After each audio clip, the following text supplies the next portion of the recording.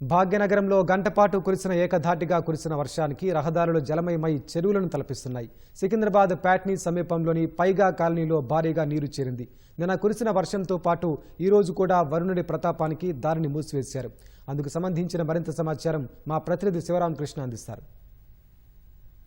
హైదరాబాద్ నగరంలో గంట నుంచి వర్షం దంచుకొట్టడంతో కొన్ని కాలనీలు జలమయమయ్యాయి. అట్లాగే ట్రాఫిక్ కూడా కొద్దిగా అంతరాయం ఏర్పడుతుంది. ప్రస్తుతం మనం సికింద్రాబాద్లోని పైగా కాలనీ వద్ద ఉన్నాం. బోగంపేట పైగా కాలనీ వద్ద నిన్న గంట సేపు కురిసిన వర్షానికి ఈ కాలనీ వద్ద దాదాపుగా నడుము వరకు లోతు నీరు నిలవడంతో ఇక్కడ ఇబ్బందికర పరిస్థితులు అయితే ఏర్పడ్డాయి. అయితే నిన్న నుంచి కూడా పోలీసులు అట్లాగే SDRF సిబ్బంది, హైడ్రా సిబ్బంది కూడా పనిచేస్తూ ఇక్కడి ప్రాంత ప్రజలకు ఎటువంటి ఇబ్బందులు లేకుండా చూస్తున్నారు. కాకుంటే ఈ దారి ఏదైతే ఉందో అది పూర్తిగా జలమయమైపోయి ఇటువైపు రాకపోకలు అయితే ఆగిపోయాయి. ఇటు హస్మత్పేట పికెట్ నుంచి వచ్చేటువంటి ఆ కాలువ ఏదైతే ఉందో దాని ద్వారా ఇటు ఈ పైగా కాలనీ నుంచి పక్కనే ఉన్నటువంటి కాలువ ద్వారా అది ఆ వాటర్ అంతా కూడా హుస్సేన్ సాగర్లోకి వెళ్తాయి. అయితే అక్కడ ఉన్నటువంటి నాళాలన్నీ పొంగిపొరడంతో ఈ రోడ్డుపైకి వచ్చేటువంటి పరిస్థితి కనిపిస్తుంది. అయితే నిన్నటి నుంచి కూడా ఇదే ఇబ్బంది జరుగుతున్న నేపథ్యంలో ఇక్కడ ప్రజలను అందరినీ కూడా అప్రమత్తం చేశారు. పోలీసులు ఇటువైపు ఎవరిని రాకుండా కూడా చూస్తున్నారు. అట్లాగే ఇక్కడ మోటార్లు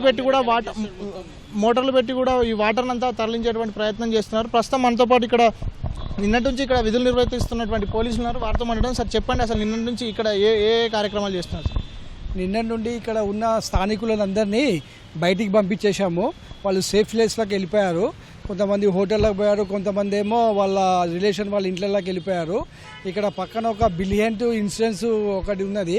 అందులో 250 మంది ఈరోజు పొద్దున అలా వర్క్ చేస్తుండే. మళ్ళీ వర్షం స్టార్ట్ కాగానే వాళ్ళందరికీ చెప్పాము వెళ్ళిపోండి అంటే వాళ్ళు తొందరగా 4:30కే విధులు నిర్వహించుకొని వెళ్ళిపోయారు. అక్కడ హోండాయ్ షోరూమ్ అని చెప్పి ఉన్నది. ఆ హోండాయ్ షోరూమ్ వల్ల ఈ ఆయిల్ అంతా వాళ్ళు సర్వీసింగ్ చేస్తారు కదా, ఆ సర్వీసింగ్ అంతా మోరీలకు పోయి ఆ మోరీల నుండి ఈ ఆయిల్ అంతా వచ్చింది. మళ్ళీ సేమ్ నిన్నట్లాగానే ఇంత పెరుగుతూ ఉంది. నిన్నటి నుంచి ఇప్పటి వరకు ఎంతమంది ఈ కాలనీ వాసుల్ని బయటకు పంపించారు సార్? ఈ కాలనీలో ఉన్నది కమ్సేకము 15-20 ఇండ్లు ఉన్నాయి. 300-400 మంది దాకా బయటికి పంపించినాం. అధికార్స్ చేసి మా SHO.